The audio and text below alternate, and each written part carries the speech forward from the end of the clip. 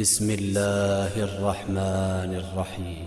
قل أوحي إلي أنه استمع نفر من الجن فقالوا إنا سمعنا قرآنا عجبا يهدي إلى الرشد فآمنا به ولن نشرك بربنا أحدا وأنه تعالى جد ربنا ما اتخذ صاحبة ولا ولدا وأنه كان يقول سفيهنا على الله شططا وأنا ظننا أن لن تقول الإنس والجن على الله كذبا وأنه كان رجال من الإنس يعوذون برجال من الجن فزادوهم رهقا وأنهم ظنوا كما ظننتم أن لن يبعث الله أحدا. We will discuss the jinn in great detail in a later episode, so stay tuned. Let us re-ask the question then, how did Freemasonry end up in Europe? 11th century Europe was ruled by the Catholic Church, which held a firm grip on all aspects of society. This enabled Pope Urban II to wage war on the Muslim Caliphate in Jerusalem, the First Crusade, and on what he called the War of the Cross, to recapture Jerusalem from Muslim rule. It had been under Muslim rule since the year 637. But in 1099 this rule was brought to a bloody and sudden end.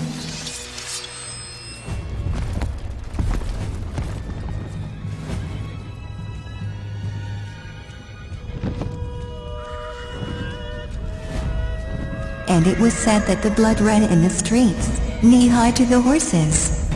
Women were raped and murdered, and children were put to the sword.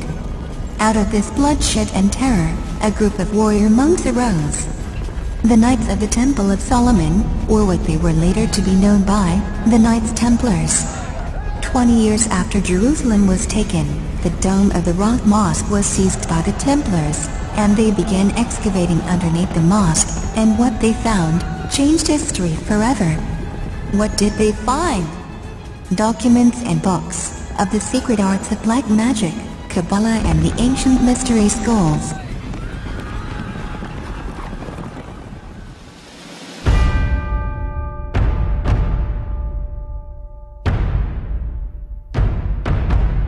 In 1187, after 200 years of war, the Muslims recaptured Jerusalem under the leadership of Saladin.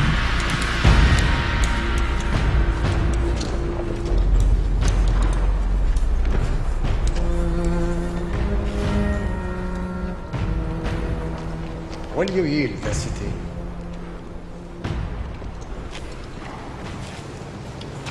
Before I lose it, I will burn it to the ground. Your holy places, ours, every last thing in Jerusalem that drives men mad. I wonder if it would not be better if you did. You will destroy it? Every stone, and every Christian knight you kill will take 10 Saracens with him. You will destroy your army here and never raise another. I swear to God that to take this city will be the end of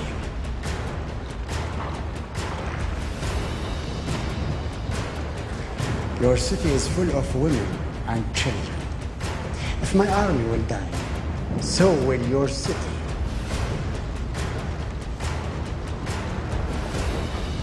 You offer terms, I ask none.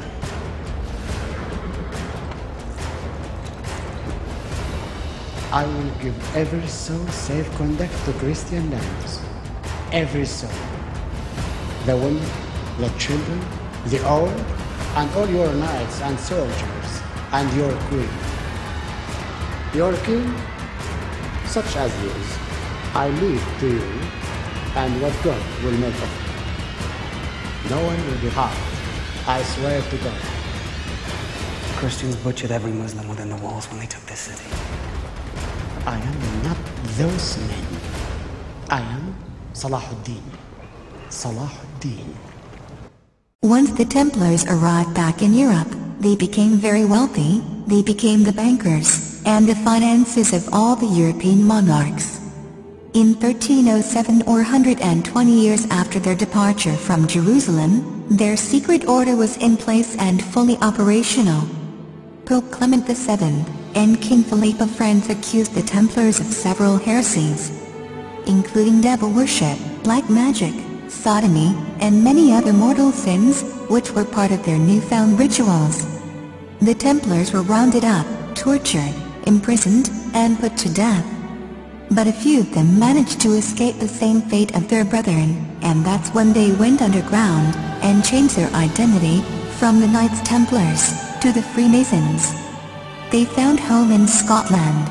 King Robert the Bruce was excommunicated by the Pope, so the Knights Templars or Freemasons were welcomed with open arms. Both shared the same enemy, the Catholic Church. In the mid-15th century, the Crusader William Sinclair started construction of Rosslyn Chapel, which is the first landmark of the Freemasons and is supposed to be a representation of Solomon's Temple. Another William Sinclair was the first Scottish Grand Master of Freemasonry at Colwynning Lodge, which is the first Freemasonic lodge, also called the Mother Lodge, or Lodge Number 0.